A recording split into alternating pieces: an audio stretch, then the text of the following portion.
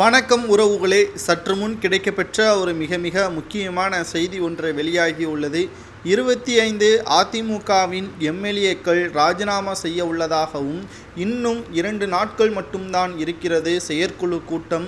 ஆனால் இன்று வரை எங்களது கோரிக்கையை அதிமுகவின் நிர்வாகம் ஏற்கவில்லை என்ற மிக முக்கியமான கோரிக்கையை வெளியிட்டிருக்கிறார்கள். அதுவும் தென் மாவட்ட எம்எல்ஏக்கள்.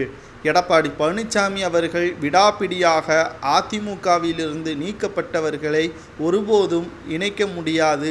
அதுவும் குறிப்பாக சசிகலா, ஓபிஎஸ், டிடிவி தினகரன், வைத்திலிங்கம், மனோஜ் பாண்டியன் இவர்களை தவிர வேறு யாராக இருந்தாலும் கட்சியில் இணைப்போம். இவர்கள் மன்னிப்பு கடிதம் கொடுத்தாலும் இவர்களை கட்சியில் இணைக்க முடியாது என்று எடப்பாடி பழனிசாமி அவர்கள் தெரிவித்து விட்டார். தற்பொழுது கடும் கோபமடைந்த அதிமுகவின் எம்எல்ஏக்கள் செங்கோட்டையன் அவர்களிடம் முறையிட்டுள்ளார்கள். நீங்கள் இன்னும் 2 நாட்களில் அதிமுகவின் செயற்குழு கூட்டத்தில் இவர்களை அழைப்பு விடுக்காவிட்டால் நாங்கள் எங்களது எம்எல்ஏ பதவியை ராஜினாமா செய்வோம். அதனால் அதிமுகவிற்கு தான் மிகப்பெரிய பாதிப்பு உண்டாகும்.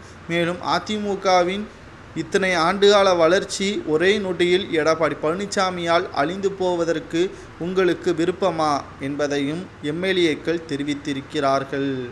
எடப்பாடி பழனிசாமியை பொறுத்தளவிற்கு யார் எப்படி போனாலும் என்னுடைய பொதுச்செயலாளர் பதவியை தக்க வைத்து கொள்ள வேண்டும். 2026 சட்டமன்ற தேர்தலில் அதிமுக வெற்றியடைகிறதோ இல்லையோ எதிர்க்கட்சியாக வந்துவிடும். அதனால் எனக்கு எந்த ஒரு பயமும் இல்லை என்பதற்கேற்பதான் அவரது செயல்பாடுகளும் இருக்கிறது.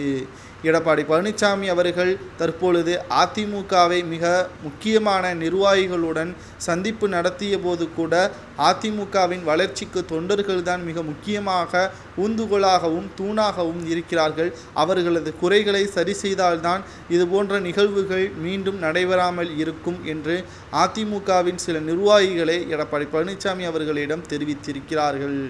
ஆனால் அதிமுகவின் தொண்டர்களை பற்றி எனக்கு தெரியும். உண்மையின் பக்கம்தான் இருப்பார்கள். வெறும் 5% தான் ஓபிஎஸ், சசிகலா, டிடிவி தினகரனுக்கு இருக்கிறார்கள். அதை வைத்து நாம் கவலைப்பட தேவையில்லை என்று எடப்பாடி பழனிசாமி அவர்கள் இதற்கு பதிலடி கொடுத்துள்ளார்.